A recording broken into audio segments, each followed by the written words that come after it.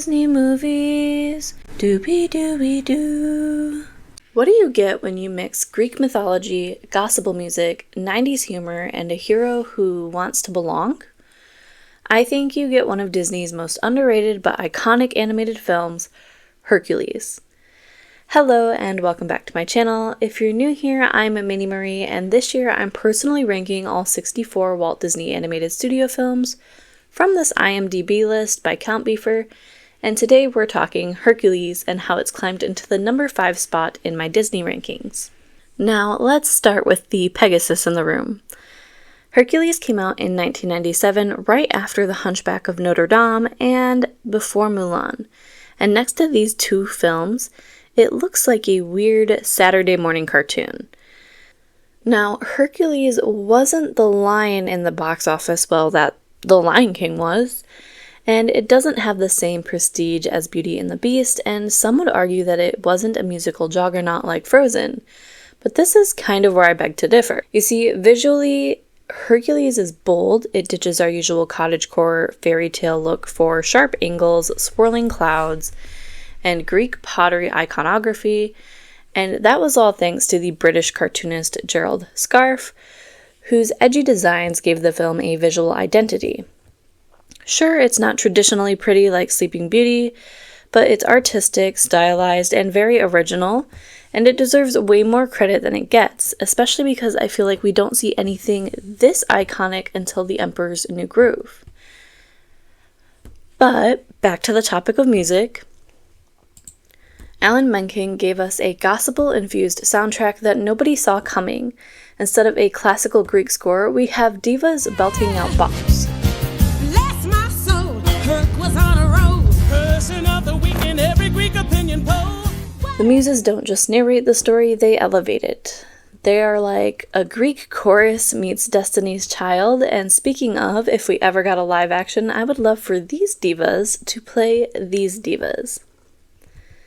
And then secondly, I feel like Hercules singing I Can Go the Distance is the best male musical solo performance in Disney history.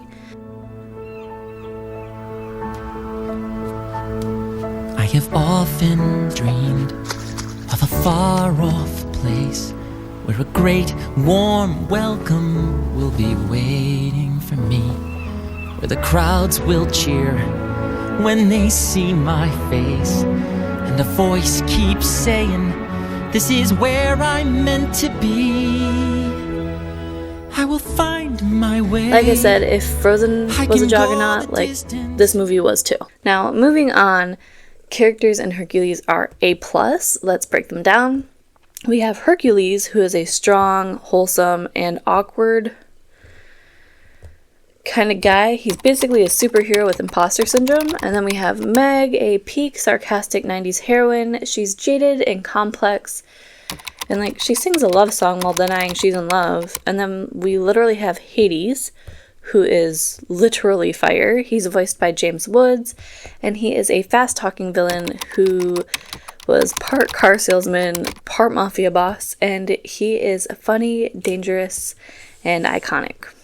Even side characters like Phil, Pegasus, and all the other Greek gods and goddesses bring so much personality into this film that to me it's wild it's not more popular among even more Disney fans. I feel like generationally this is popular among millennials, but Gen Z and Gen Alpha are kind of slipping on this one. They need to put it higher up on their list.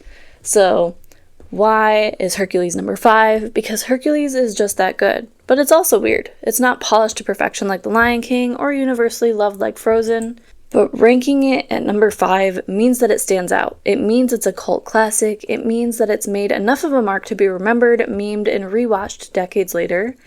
Hercules didn't just go the distance, it stayed there. At least on my list. So next time someone ranks Hercules below Big Hero 6 or Encanto, just remind them it has the best villain banter in Disney history, the muses should have their own spin-off, and Zero to Hero is an instant gym playlist classic.